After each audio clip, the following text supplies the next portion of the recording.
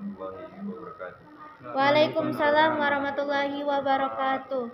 Alhamdulillah nahmaduhu wa nasta'inuhu wa nastaghfiruhu wa na'udzu billahi min shururi anfusina wa min sayyi'ati a'malina may yahdihillahu fala mudilla lahu wa may yudlil fala hadiya lahu. Asyhadu an la ilaha illallah wa asyhadu anna Muhammadan abduhu wa rasuluh. La nabiyya rasulullah amma ba'd.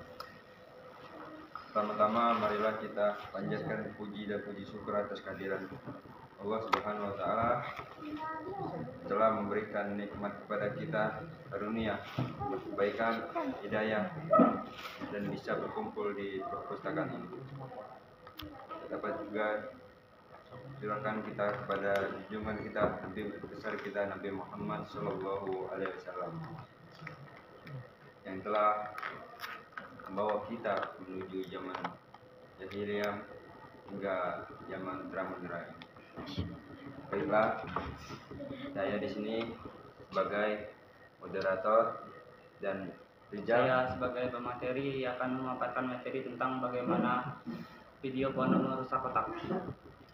Waktu dan tempat kami persilakan untuk Baginda Rijal. Assalamualaikum warahmatullahi wabarakatuh. Waalaikumsalam warahmatullahi wabarakatuh. Perkenalkan, nama saya Muhammad Rijal. Saya di sini sebagai materi untuk menyampaikan bagaimana video porno bisa merusak otak. Jadi di video porno itu dapat merusak otak dari saraf sistem dopamin sampai ke otak inti. Jadi di dalam video porno itu ada rangsangan seksual yang bisa membuat otak ingin melakukan itu dan itu secara terus-menerus. Jika kita menonton video porno secara terus-menerus, maka otak akan menjadi dopamin atau kehilangan kendali atas, kita akan kehilangan diri atas otak kita.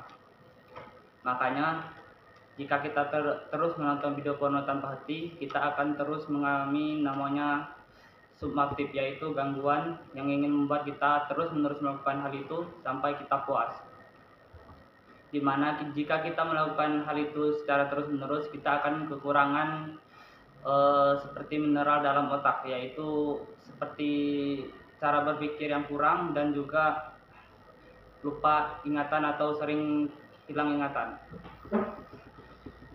Dalam penelitian yang terjadi di dalam luar negeri, mereka mengambil sampel orang yang kecanduan dan tidak kecanduan. Hasilnya yang kecanduan itu mendapatkan banyak lubang di dalam, seperti sel-selnya banyak kerusakan, lubang ataupun seperti pori-pori, seperti misalnya kan paru-paru kan jika kita menghirup lebih banyak udara akan membuat kotoran seperti debu ataupun seperti itu terjadi juga jika kita menonton video porno. Itu terjadi pada otak kita. Jadi di dalam penelitian itu terungkap bahwa orang yang kecanduan akan lebih sensitif ingin melakukan hal ekstrim seperti kecanduan yang lebih ekstrim ataupun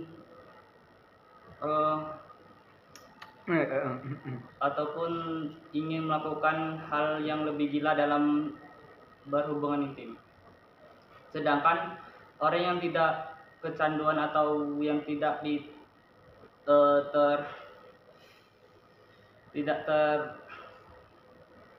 kecanduan itu lebih sensitif, lebih normal berpikirnya. Jadi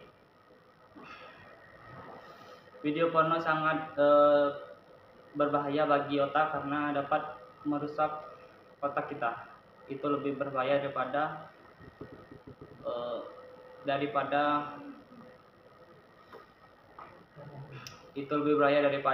apapun yang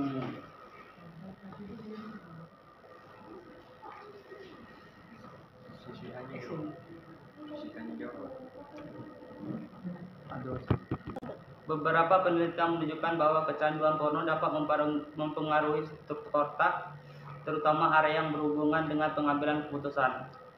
Sehingga Dalam beberapa kasus, ada bukti bahwa menonton porno secara berlebihan dapat mengurangi aktivitas di area otak yang terlibat dalam pengendalian diri, sehingga menimbulkan perilaku impulsif atau yang berlebihan. Sedangkan negatif lainnya yaitu desensitisasi, karena otak terus-menerus tetap terpapar dengan rangsangan seksual yang sangat kuat dan berlebihan dari video porno, individu bisa menjadi desensitisasi terhadap rangsangan tersebut. Ini dapat menyebabkan mereka merasa tidak puas dengan kehidupan seksual mereka sendiri atau membutuhkan konten yang lebih ekstrim untuk mencapai tingkat kenikmatan yang sama. Sedangkan yang lainnya yaitu gangguan hubungan interpersonal. Ketergantungan pada video porno bisa mengganggu hubungan interpersonal yang sehat, karena seseorang mungkin mulai menghindari hubungan seks dengan pasangan nyata atau berfokus pada fantasi seksual yang dibangun oleh video porno, bukan koneksi emosional dengan pasangan. Secara keseluruhan, meskipun konsumsi video porno tidak selalu berujung pada masalah serius, paparan berlebihan dapat mengaruhi cara otak berfungsi dan berinteraksi dengan rangsangan seksual serta hubungan sosial. Sedangkan negatif yang paling buruk adalah dopamin. Otak merespon rangsangan seksual dengan melepaskan dopamin, neurotransmitter yang terkait dengan kenikmatan dan sistem reward. Ketika seseorang menonton video porno, otak merespon dengan pelepasan dopamin yang sangat tinggi, mirip dengan bagaimana otak merespon substansi aktif seperti narkoba atau alkohol. Hal ini bisa membuat seseorang menjadi lebih mencari rangsangan tersebut yang dapat berujung pada kecanduan. Video porno dapat berdampak negatif banyak pada otak, terutama terkait dengan cara otak merespon rangsangan seksual yang berulang. Jadi jauhilah video porno. Sekian, terima kasih. Sekian, terima kasih atas presentasi Rizal yang terkait tentang pembahasan tentang video porno ya, atau hubungan seksual Bebas. Sampai di sini ada yang mau bertanya? Mas Rizal mau tanya, apa itu despermisasi? Tadi kan ada dijelaskan despermisasi. Nah, apa itu despermisasi? Sekian, terima kasih. Terima kasih atas pertanyaan dari Sita. Dan selanjutnya ada pertanyaan yang selanjutnya. Izin bertanya, itu kan tentang video pornografi itu yang bisa merusak otak kita kan. Cara kita mengantisipasi sebelum terjerumus dengan hal-hal yang begitu, bagaimana tuh? Cara-cara rehabilitasinya? Tuh. Saya akan menjawab pertanyaan dari Mbak Sita, yaitu terkait dengan desensitisasi. Desensitisasi adalah proses di mana seseorang menjadi kurang sensitif atau responsif terhadap sesuatu rangsangan karena paparan yang berulang atau berlebihan terhadap rangsangan tersebut. Dalam konteks pornografi, desensitisasi terjadi ketika seseorang terpapar secara terus-menerus pada gambar atau video atau situasi seksual yang sangat eksplisit atau ekstrim. Akibatnya otak menjadi terbiasa dengan rangsangan tersebut sehingga membutuhkan rangsangan yang lebih kuat atau lebih ekstrim untuk mencapai tingkat kenikmatan yang sama seperti sebelumnya. Jadi seperti ingin lebih lah. Terima kasih.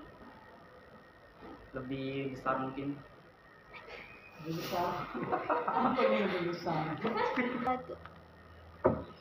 Pertama, saya akan menjawab pertanyaan dari Mas Ade terkait antisipasi terhadap video porno sebelum terjerumus.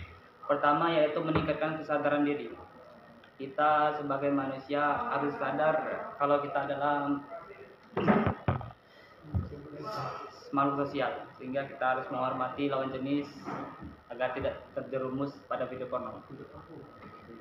Yang kedua yaitu membangun kebiasaan sehat. Alihkan perhatian Anda dari kebiasaan menonton video porno dengan menggantinya dengan aktivitas yang lebih sehat seperti berolahraga, membaca, ataupun hal-hal positif lainnya. Yang ketiga adalah tetapkan batasan dan kontrol diri. Tentukan batasan yang jelas bagi diri sendiri mengenai konsumsi media, karena dalam beberapa kasus banyak media yang menyebarkan video porno secara bebas dan upayakan untuk menjauhi situs web atau aplikasi yang dapat mengarah pada video porno seperti Chrome ataupun yang lainnya. Tempat fokus pada hubungan nyata. Jika perasaan atau dorongan seksual muncul, coba untuk berfokus pada pengembangan hubungan sehat dan intim dengan pasangan, mengutamakan komunikasi dan koneksi emosional yang lebih mendalam bisa membantu memperkaya kehidupan seksual dan mengurangi ketergantungan pada pornografi. Selanjutnya adalah pendidikan tentang dampak. Pornografi dari sudut pendidikan memahami dampak dari konsumsi pornografi pada otak, hubungan dan kehidupan sosial dapat membantu memberi perspektif yang lebih baik tentang mengapa Anda perlu menghindarinya. Meningkatkan pengetahuan dapat memperkuat niat untuk tidak terjerumus lebih jauh. Yang ketujuh adalah pengendalian diri. Teknik seperti meditasi atau mindfulness dapat membantu meningkatkan kesadaran terhadap pikiran dan perasaan Anda, serta memberi kontrol lebih besar atas dorongan impulsif. Ini juga dapat membantu Anda mengurangi keinginan untuk melarikan diri ke dalam kebiasaan yang merugikan. Sekian, terima kasih. Sampai di sini pertanyaan Ade sudah jelas? Tidak, sudah jelas?